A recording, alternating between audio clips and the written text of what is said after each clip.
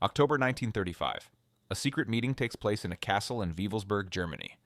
Heinrich Himmler, the second most powerful man in Nazi Germany, stands before an altar.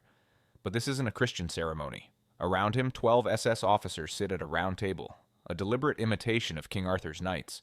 Candles flicker. Ancient Germanic symbols cover the walls. Himmler raises a ceremonial dagger and begins chanting in an ancient language. This isn't fiction. This actually happened. Welcome to the darkest, strangest chapter of Nazi history that most textbooks won't tell you. The Nazi leadership's obsession with witchcraft, black magic, and the occult. Today we're revealing 25 documented cases of high-ranking Nazis who genuinely believed they could harness supernatural powers to win World War II. By the end of this video, you'll understand how the most technologically advanced military machine of its time was simultaneously led by men who believed in magic spells, ancient curses, and mystical artifacts. Let's begin with the man who started it all. Heinrich Himmler, the chief witch hunter. Heinrich Himmler wasn't just the head of the SS and architect of the Holocaust. He was also Nazi Germany's unofficial chief occultist. According to historian Nicholas Goodrick Clark's book, The Occult Roots of Nazism, Himmler genuinely believed he was the reincarnation of Heinrich the Schurters, a medieval German king who died in 936 AD. Himmler kept a portrait of Heinrich I in his office. He visited the king's tomb regularly and claimed to receive spiritual guidance from him. SS officers reported that Himmler would sometimes commune with Heinrich I before making major decisions.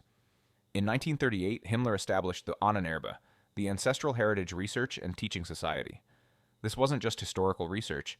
Declassified documents show they conducted expeditions to Tibet searching for the origins of the Aryan race, investigated ancient Germanic magic rituals, and even tried to prove that witchcraft was real.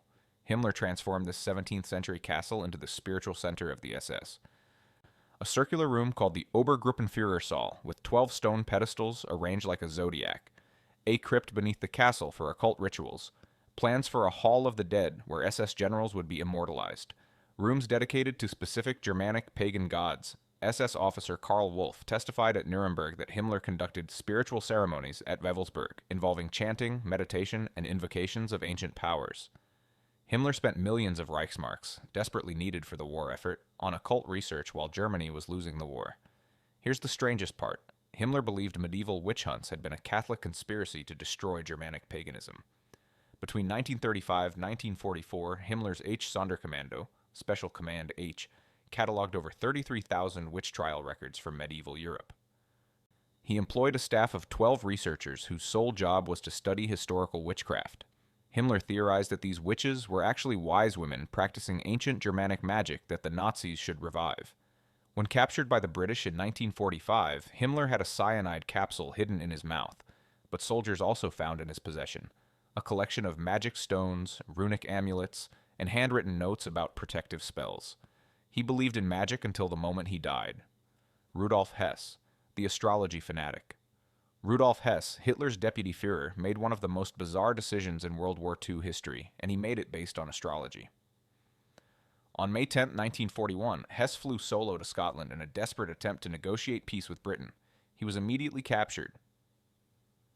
Declassified documents from British intelligence reveal that Hess chose this specific date because his personal astrologer, Ernst Schulte Strathaus, told him the planetary alignments were favorable. At his trial, psychiatrists documented that Hess genuinely believed in astrological predictions, magnetic healing telepathy. The power of cosmic rays. Hess told doctors he could sense the future through dreams, believed certain foods contained spiritual energy, and thought his prison guards were using electromagnetic torture devices against him. Between 1933 and 1941, Hess employed at least 3 full-time astrologers on the Nazi government payroll. Their job? To calculate auspicious dates for military operations. After Hess's flight, Hitler was furious, not because Hess believed in astrology, but because he failed. Hitler then banned fortune-telling and astrology in Germany, arresting thousands of astrologers in what became known as Action Hess. But here's the irony. Hitler himself had consulted astrologers before 1941. He only banned them when Hess made him look foolish. Imprisoned in Spandau prison until his death in 1987, guards reported that Hess drew astrological charts on the walls of his cell and claimed to communicate with cosmic forces. He died believing the stars had betrayed him. Adolf Hitler, the hidden believer. Most people don't realize that Adolf Hitler himself dabbled in the occult, especially in his early years. According to Brigitte Hamann's Hitler's Vienna, a portrait of the tyrant as a young man, during his time in Vienna, 1908-1913, Hitler attended lectures by Lanz von Liebenfels, a racist occultist who published a magazine called Ostara, was exposed to theosophy and Ariosophy, mystical racist ideologies. Studied ancient Germanic mythology, obsessively believed in racial mysticism. Hitler was obsessed with a specific artifact displayed in the Hofburg Museum in Vienna, the Holy Lance, supposedly the spear that pierced Christ's side. In March 1938, immediately after annexing Austria, one of Hitler's first acts was to seize the Spear of Destiny and transport it to Nuremberg. He genuinely believed it granted its owner invincibility in battle. Hitler's early associate wrote that Hitler believed he was destined by Providence and had supernatural protection. After the failed beer hall putsch in 1923, Hitler told supporters his survival was proof of his mystical destiny. Hitler insisted on being called Wolf by close associates.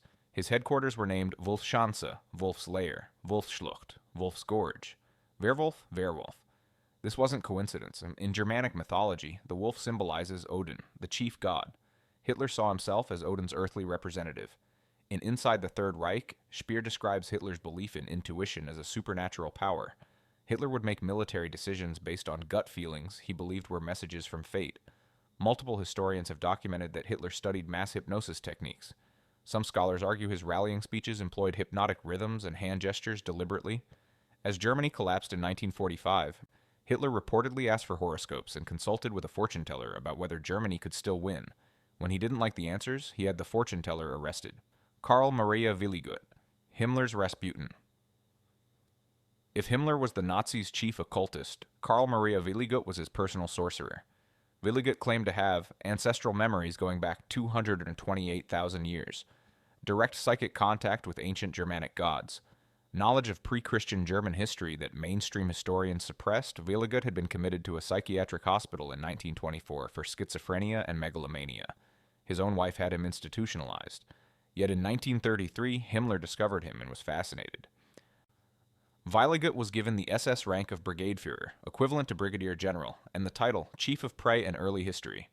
Designed the SS Death's Head ring, Totenkopf ring, that all SS officers wore. Created rituals for SS ceremonies including weddings and solstice celebrations. Advised Himmler on spiritual warfare tactics. Designed the layout of Wewelsburg Castle based on ancient Germanic sacred geometry. Over 14,000 of these rings were produced during the Third Reich. Each contained runic symbols Willigut claimed had protective powers. A death's head symbol, Himmler's signature, Willigut's ancient Germanic traditions were completely invented. Modern historians have proven he fabricated everything, but Himmler believed him completely. In 1939, when Himmler discovered Willigut had been institutionalized for insanity, he quietly retired him with full pension, but Himmler continued using Willigut's rituals and symbols. Willigut died in 1946, still believing he was the keeper of ancient mystical knowledge. Dietrich Eckart, Hitler's occult mentor. Before Hitler became the Führer, he had a mentor in Munich who introduced him to the occult underground, Dietrich Eckart.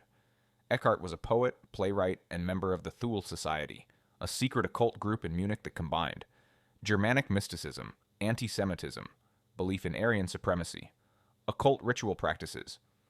Between 1919 to 1923, Eckart personally mentored Hitler, introducing him to Munich's occult circles, influential wealthy Germans, the concept of the German Messiah, Benz, theories about Jewish occult conspiracies. Jews practiced black magic to control the world. Germans needed to develop white magic to combat them. A prophesied leader would arise to save Germany through spiritual warfare. Hitler was this prophesied leader. Eckart published these beliefs in a magazine called Auf gut Deutsch, in plain German, which historians have preserved.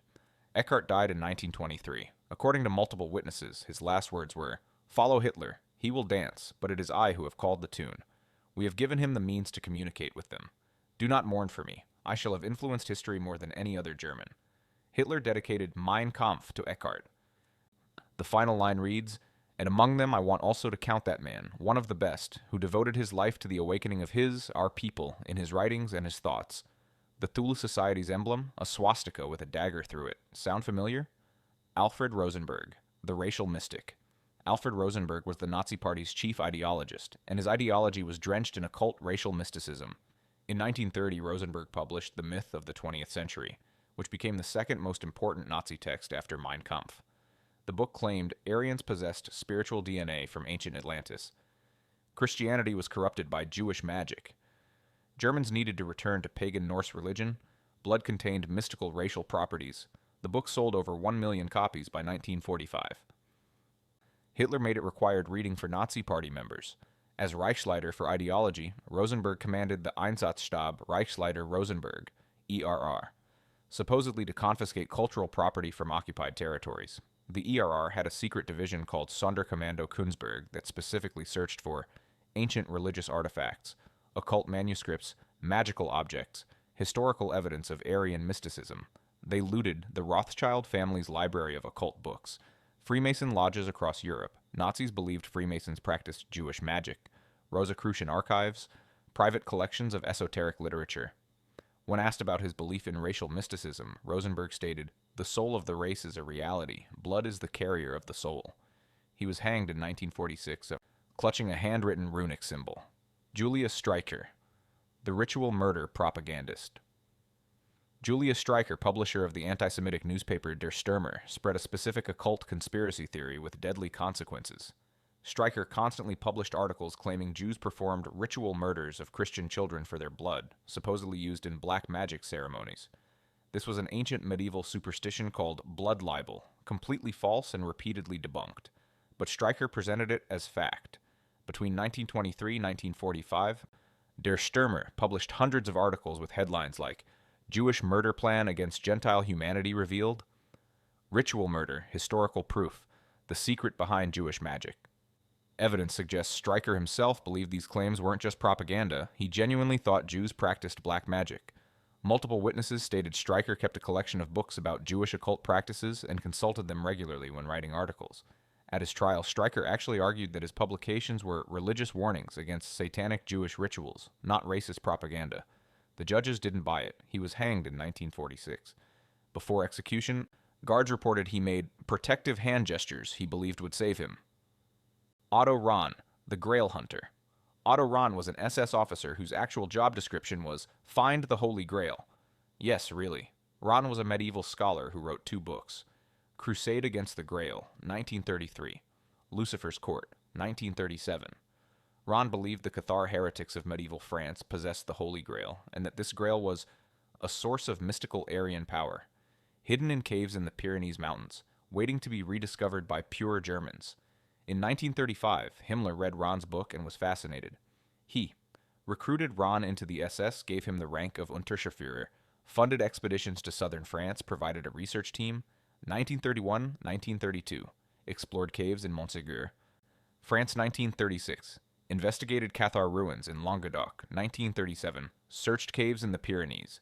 1938, final expedition to Iceland seeking Nordic magical artifacts.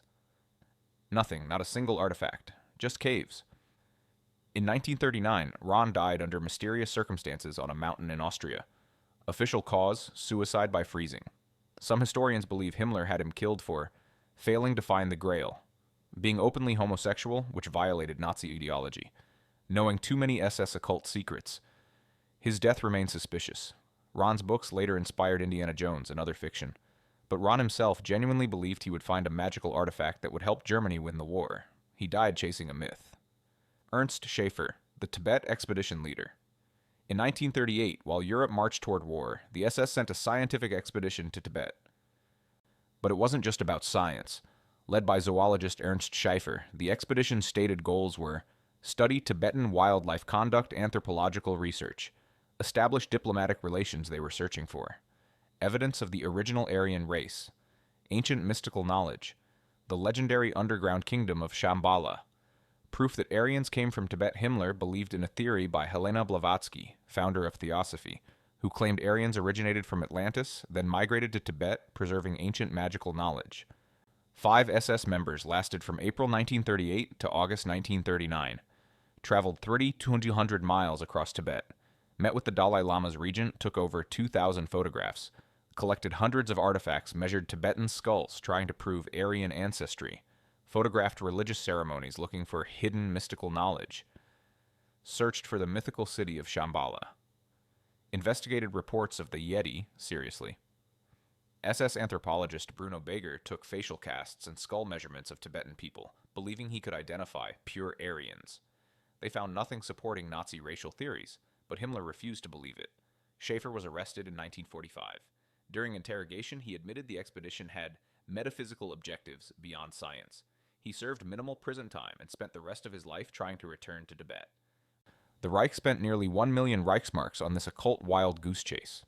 Wolfram Sievers, the Ahnenerbe director. Wolfram Sievers was managing director of the Ahnenerbe, and under his leadership it became a vehicle for horrifying experiments disguised as mystical research. The Ahnenerbe, Ancestral Heritage Society, was founded in 1935 to research Germanic history and culture. By 1942, under Sievers, it conducted medical experiments on concentration camp prisoners, archaeological digs seeking Aryan artifacts, research into ancient Germanic magic, expeditions worldwide seeking occult knowledge, Institute for Scientific Study of Meaning and Pre- and Early History Research Site for cliff drawings and symbols, studying magical rock art, Department of Medieval Studies, focusing on witch trials, Tibet Institute, studying Aryan origins. Sievers coordinated with Dachau concentration camp for altitude experiments, prisoners were frozen or subjected to low pressure, racial studies, measuring skull features, medical torture disguised as research. Documents from Nuremberg trials show Sievers believed these experiments would reveal how racial genetics worked, whether Aryan blood had special properties. If ancient Germanic peoples had superior physiology, Sievers was tried for war crimes. He showed no remorse, stating the research had great scientific and spiritual value. His last words, documented. Before his execution in 1948, Sievers requested his body be buried facing east in accordance with ancient Germanic tradition and asked that pagan rites be performed. His request was denied. The Ahnenerbe employed over 350 people and spent over 30 million Reichsmarks, all seeking mystical knowledge that didn't exist. Edmund Kiss, the World Ice Theory promoter. Edmund Kiss was an SS officer and architect who convinced high-ranking Nazis that the universe was made of ice. Yes, ice. Developed by Austrian engineer Hans Herbiger. This theory claimed the universe was formed from ice planets were giant ice balls. Previous civilizations on Earth were destroyed by ice moons. Crashing Aryans descended from space god survivors of these catastrophes. Every actual scientist dismissed it immediately, but Kiss promoted it within the SS as ancient Germanic wisdom suppressed by Jewish science. Himmler was convinced. He funded Kiss's research, made world ice theory required study for SS officers, planned a World Ice Research Institute. In 1928, Kiss led an expedition to Tiwanaku, Bolivia, claiming ruins there proved. Ancient Aryans lived in South America. They possessed advanced ice-based technology. Their knowledge was encoded in stone carvings. Tiwanaku was built by indigenous Bolivian cultures around 500 AD. Kiss's theories were completely fabricated. Despite being nonsense, Kiss used world ice theory to influence SS policy. Weather forecasting based on cosmic ice patterns. Strategic planning using ice moon cycles. Breeding programs based on cosmic racial theories. The Nazis developed rockets, jets, and advanced physics, while simultaneously promoting theories that ice controlled the universe. Kiss was never prosecuted for war crimes. He continued promoting world ice theory until his death in 1960. Some neo-Nazi groups still believe it today. Hermann Wirth, the runes researcher. Hermann Wirth co-founded the Ahnenerbe with Himmler, and his obsession was proving that ancient Germanic runes contained magical power. Runes weren't just an alphabet, they were cosmic symbols. Each rune channeled specific spiritual energies. Ancient Germanic priests used runes for magic. Modern Germans could reactivate these powers. Wirth was actually a trained philologist who taught at universities, but his academic work was increasingly rejected for being unscientific. When legitimate academia dismissed him, Himmler welcomed him. In 1935, they co-founded the Ahnenerbe, cataloged over 50,000 ancient inscriptions across Europe, created a runic dictionary assigning mystical meanings, designed rituals using runic symbols, taught SS officers to read runes for prophecy. Wirth's magnum opus was a book claiming to decode the Ura Linda Chronic, supposedly an ancient Frisian text revealing Aryan history. Modern scholars proved the Ura Linda Chronic was an 1867 forgery, but Wirth insisted it was genuine because Jewish historians wanted to suppress Aryan knowledge. Despite producing zero verifiable results, Wirth received full professorship funded by the SS unlimited research budget teams of assistance access to archaeological sites across Europe, By 1937, even Himmler thought Wirth's theories were too extreme. He was quietly pushed out of the Ahnenerbe. Wirth was briefly imprisoned but released. He continued publishing books about runic magic until his death in 1981.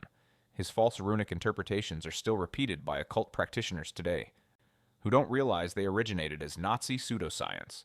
Walther Rust, the Sanskrit mystic. Walther Rust was a Sanskrit scholar who became president of the Ahnenerbe and used his position to search for Aryan magic in Hindu texts. Ancient Hindu scriptures like the Vedas and Upanishads were originally written by Aryans who migrated to India, containing encoded mystical knowledge. Rust directed teams to translate ancient Sanskrit texts searching for Aryan racial wisdom, study yoga and meditation as Germanic spiritual practices, investigate Hindu gods as Aryan deities, search for references to Vimanas, mythical flying machines, as proof of ancient Aryan technology. Wüst convinced Himmler that Tibetan Buddhism preserved original Aryan mysticism more purely than corrupted Indian Hinduism. The Vedas and Sanskrit were developed by Indo-Aryan peoples, but Nazi racial theories claimed only Europeans were pure Aryans, creating a logical contradiction Wüst never resolved. Wüst was arrested and tried for war crimes. His defense? I was merely conducting academic research. He served 3 years in prison, was released, and remarkably returned to university teaching until retirement. His SS-funded Sanskrit translations are still cited by scholars today, who have to carefully separate his actual scholarship from his Nazi mystical interpretations. Wilhelm Teut, the sacred geometry seeker. Wilhelm Teut believed he discovered that ancient Germanic tribes built stone monuments aligned with mystical astronomical patterns, and convinced Himmler to fund excavations. Teut focused on a sandstone rock formation in northwest Germany, claiming it was a Germanic Stonehenge aligned with solstice sunrises, proof of advanced ancient German astronomy, evidence of sacred geometric knowledge. The Externstein were naturally formed rock pillars. Medieval Christians carved reliefs into them in the 12th century. Ancient Germanic priests used the site for sun worship.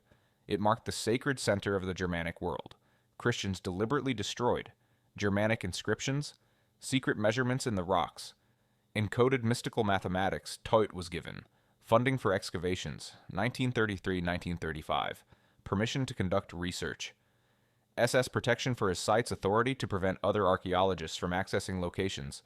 Teut found astronomical alignments, actually coincidental, carved symbols, natural erosion patterns, sacred measurements forced to fit his theories. Academic archaeologists published numerous papers debunking Teut's claims, but Himmler dismissed them as jealous academics afraid of Germanic truth. Under Teut's influence, the SS made Externstein a pilgrimage site.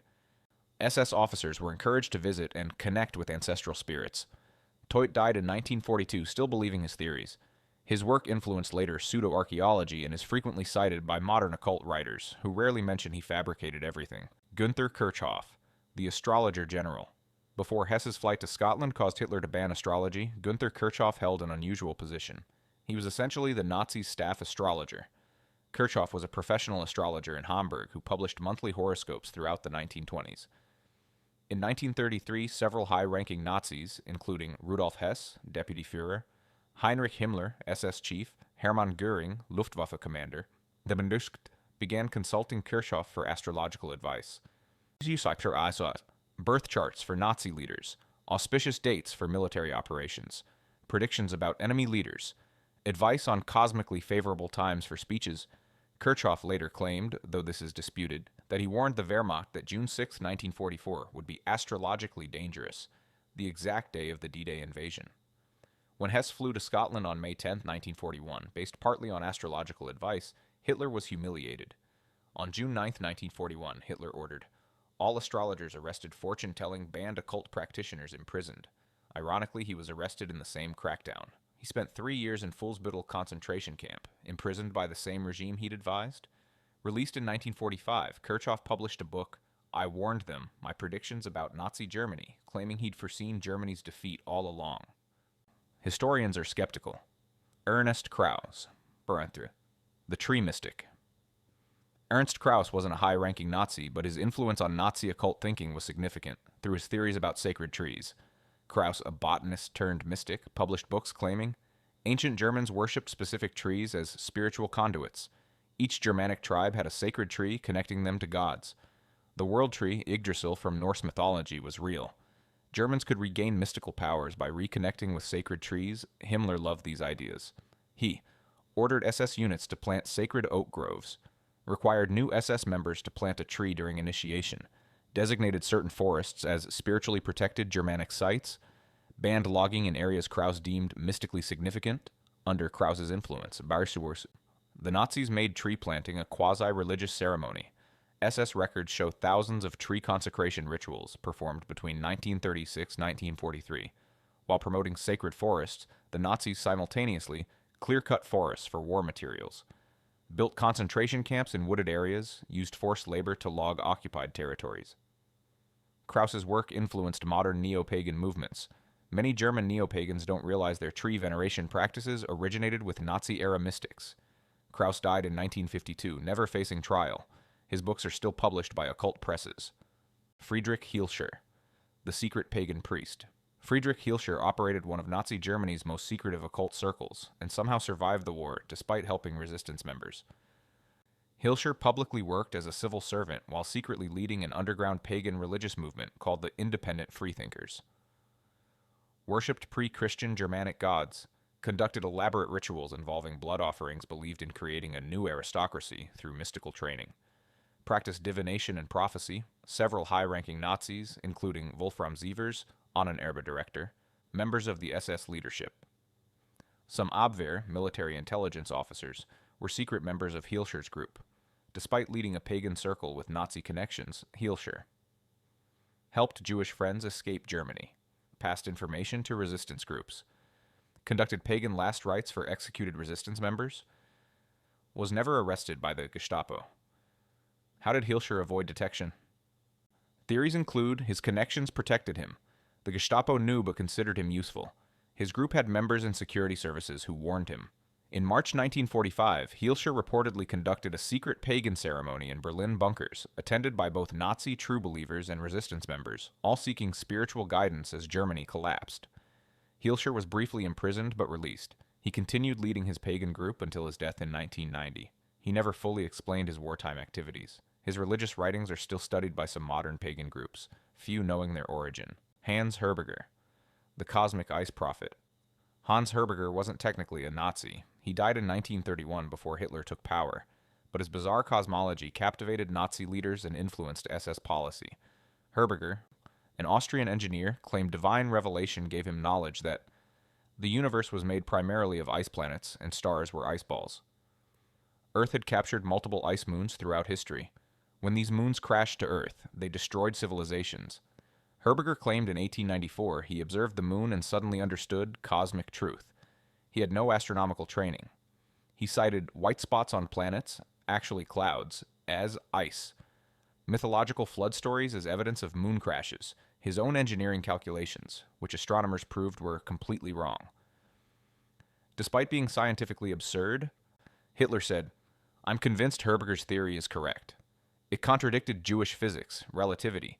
It supposedly validated Norse mythology. It explained Aryan superiority, survivors of moon crashes. It suggested cosmic forces controlled human destiny. The Nazis made wit required teaching in some schools, created a government commission to study it, threatened scientists who criticized it, integrated it into SS racial theories. Every single claim was false, but the Nazis invested millions in research. World ice theory still has adherents today among pseudoscience communities, neo-Nazis, and conspiracy theorists. Herberger's legacy, proof that even in a technologically advanced society, mystical thinking can override reality. Jan van Helsing. The identity confusion. Wait, this entry requires clarification. John Van Helsing is actually a pseudonym for Jan Udo Holey, a post-war conspiracy theorist who wrote about Nazi occultism in the 1990s. There was no Nazi-era occultist named Jan Van Helsing. This is a common modern confusion. During the Nazi period, there were several lesser-known figures obsessed with occultism. Marby was a German mystic who invented rune yoga, claiming specific body positions activated runic energy. Published books teaching these exercises claimed physical postures could unlock Aryan genetic memory, complicated. Himmler was initially interested, but eventually had Marby arrested and sent to Welzheim concentration camp in 1936. Marby publicly claimed his rune system was superior to official Nazi rune interpretations, challenging Himmler's authority on occult matters. Marby survived the camps. After release, He continued teaching rune yoga until his death in 1966. His system is still practiced by some occult groups today, many unaware of its origin. Siegfried. Adolf Kummer, the runic gymnast. Siegfried Kummer was another rune magician whose relationship with the Nazis ended badly because he challenged their occult monopoly.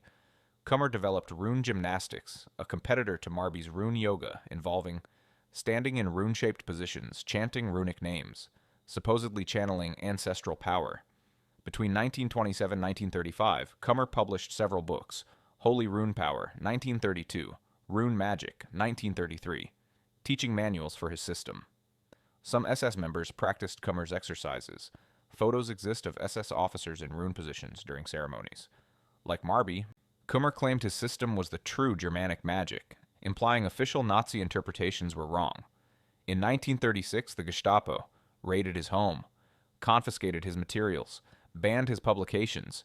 He disappeared from public life. What happened to Kummer after 1936 is unclear. Some sources claim he was imprisoned but survived. He was killed. He escaped to Switzerland. He went underground in Germany. Kummer's books were republished in the 1980s by occult presses. Modern rune magic practitioners often study his work without knowing his Nazi-era history. Otto Skorzeny, the occult special ops. Otto Skorzeny, Hitler's favorite commando, was famous for daring military operations, but declassified documents reveal some missions had occult objectives. Skorzeny became legendary for rescuing Mussolini from imprisonment, 1943. Leading special operations behind enemy lines, personal bravery and tactical brilliance. Post-war documents and memoirs reveal Skorzeny also conducted operations to locate religious artifacts in occupied territories, search for rumored mystical weapons, retrieve occult books and manuscripts, investigate reports of supernatural phenomena. In 1944, Skorzeny allegedly led a team to Montségur, France, the same castle Otto Rahn had investigated for the Holy Grail, retrieve Cathar treasure, rumored to include the Grail or other mystical objects before Allied forces arrived. Nothing found. But the mission's existence shows how seriously the Nazis took occult objectives even as they were losing the war. Some historians claim Skorzeny was personally involved in securing the Holy Lance when Allies approached Nuremberg in 1945. After escaping Allied custody, Skorzeny fled to Spain, allegedly worked for Odessa, helping Nazi war criminals escape. Was involved in various international intrigues, gave interviews where he hinted at secret missions he couldn't discuss. Before dying in 1975, Skorzeny allegedly told associates he'd been involved in operations to secure objects of power for Hitler. Some of these claims are disputed, but documents show Skorzeny did receive special orders directly from Hitler that remained partially classified. What were those orders? We may never fully know. Jakob Wilhelm Hauer, the neo-pagan professor. Jakob Wilhelm Hauer was a professor who tried to create a new Nazi religion to replace Christianity. Hauer was an Indologist, scholar of Indian religions, who became fascinated with creating a Germanic religion. In 1933, Hauer founded this organization to replace Christianity with Germanic paganism, combine Norse mythology with Nazi ideology, create new religious ceremonies for Germans, establish a truly Germanic spirituality. By 1935, the movement claimed 200,000 members and had support from some Nazi leaders, government-approved status, permission to conduct ceremonies, access to schools for teaching solstice celebrations, replacing Christmas name-giving ceremonies instead of baptisms, wedding rites invoking Germanic gods, funeral services with pagan elements, Hauer taught. The Aryan soul naturally recognized pagan truth. Christianity was a Jewish-influenced foreign religion. Germanic gods were racial archetypes. True Germans should worship their ancestors. Despite sharing Nazi ideology, the movement faced problems. Most Germans remained Christian. The Catholic Church strongly opposed it. Protestant churches fought back. It divided Germans when unity was needed. Hitler was personally uninterested in religion. He initially tolerated Hauer, eventually saw religious conflict as problematic, quietly withdrew support, preferred to deal with Christianity gradually. By 1938, internal conflicts and loss of government support weakened the movement. It dissolved in 1945. After the war, he was barred from teaching. He died in 1962. His attempt to create a Nazi religion failed, but it revealed how deeply occult thinking penetrated Nazi ideology. Some modern Asatru, Norse pagan practitioners, still unknowingly use ceremonies Hauer invented. Wolfram von Richthofen, the astrology consulting general, Field Marshal Wolfram von Richthofen was cousin to the famous Red Baron and a brilliant Luftwaffe commander who also consulted astrologers before major operations. Von Richthofen was highly competent, commanded the Condor Legion in Spain, pioneered close air support tactics, led successful campaigns in Poland and France. Highly decorated documents revealed after the war showed von Richthofen kept a personal astrologer on staff until 1941, consulted horoscopes before missions, believed in favorable cosmic timing, made tactical decisions partly based on astrology. How could a modern air warfare innovator believe in astrology? Historians suggest war's uncertainty made even rational men seek reassurance. Cultural acceptance of astrology in 1930s Germany, desire for any perceived advantage, stress-induced superstition. Before Hitler banned astrology, several Wehrmacht generals consulted fortune tellers, had horoscopes prepared, sought cosmic guidance, used astrology as one of many decision-making tools. Post-ban, after the 1941 crackdown, von Richthofen stopped openly consulting astrologers, but kept personal astrological notes in his diaries. Death. Von Richthofen died in 1945 of a brain tumor. His diaries show he believed his illness was cosmically destined. Historical significance. His case reveals that occult beliefs weren't limited to SS fanatics. Even practical military commanders weren't immune. Werner von Braun, the rocket scientist's occult boss. Wait, Werner von Braun himself wasn't an occultist, but his direct superior in the SS had deeply mystical beliefs that affected the V2 rocket program. Von Braun reported to SS Obergruppenführer Hans Kammler, der Verwaltungshaus, who oversaw V2 rocket production, secret weapons programs, underground facilities, advanced technology projects believed in cosmic energy that could be harnessed, thought ancient civilizations possessed advanced technology, claimed some Nazi weapons research drew from lost knowledge, supported pseudoscientific theories about Vril energy, diverted resources to occult research projects, funded searches for ancient technological artifacts, supported fringe science alongside legitimate weapons development, made decisions based partly on intuition rather than data. Some historians argue Kammler's mystical distractions contributed to development delays, resource misallocation, focus on impractical wonder weapons. Strategic confusion. The V2 rocket program, epitome of modern technology, was administered by someone who believed in ancient, mystical technology. Von Braun himself showed no occult interests. He was a pragmatic engineer who joined the SS for career advancement, focused on rocketry. Later claimed he was politically naive. Worked for the Americans after the war, Kammler disappeared in May 1945. His death was never confirmed. Conspiracy theories claim he escaped to South America, was captured by Soviets defected to the Americans, committed suicide. The connection between cutting-edge science and occult mysticism in Nazi Germany remains one of history's strangest paradoxes. The nameless astrologers. Hitler's secret consultations. Our final entry isn't a single person. It's the unknown astrologers Hitler secretly consulted before 1941, whose names were deliberately erased from history. For decades, Hitler's official image was of someone who rejected superstition, but evidence shows otherwise. Multiple witnesses reported Hitler attended palm readings in Munich, had horoscopes prepared, consulted fortune tellers, asked about his destiny. The 1930s. As Führer, Hitler publicly claimed to reject occultism, but evidence suggests private consultations continued. Hitler's press liaison wrote that Hitler asked for horoscopes before major decisions in the 1930s. Goebbels' diary mentions Hitler discussing cosmic timing and astrological factors multiple times before 1941. Records show at least 3 known astrologers visited Hitler's mountain retreat before 1940. Hitler wanted to project scientific modernity, rational leadership, German efficiency, rejection of primitive thinking. Admitting he consulted astrologers would undermine this image. When Hess embarrassed Hitler with his astrological flight, Hitler banned all astrology, arrested astrologers, destroyed records, ordered associates to deny any consultations occurred.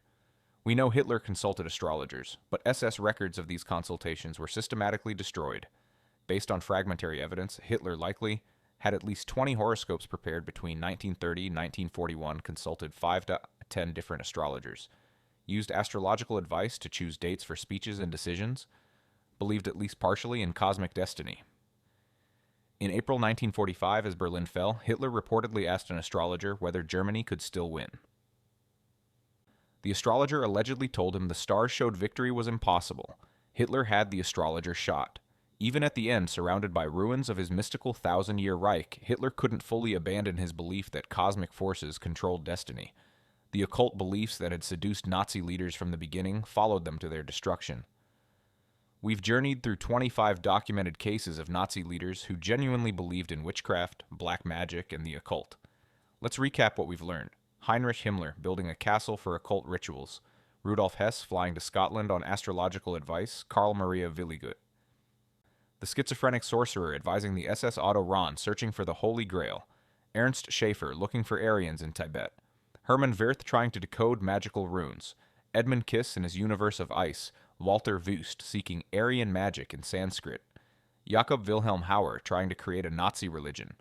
Otto Skorzeny on secret occult missions. Wolfram von Richthofen consulting astrologers. The unnamed fortune tellers Hitler secretly met first. Even in a technologically advanced society, mystical thinking can coexist with scientific progress. The 25 Nazis we've examined today remind us critical thinking matters, evidence matters, reality matters. Heinrich Himmler died with magic stones in his pocket. Rudolf Hess spent 46 years in prison still believing in astrology. Hitler's last question was reportedly whether the stars could save him. The most destructive regime in human history was led by men who believed in witchcraft. Let that sink in. Thanks for watching. If you found this disturbing, educational, and eye-opening, subscribe for more deep dives into the strangest, darkest corners of history that textbooks won't tell you. Leave a comment. Which story shocked you the most?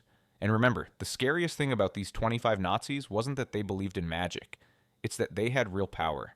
See you in the next video.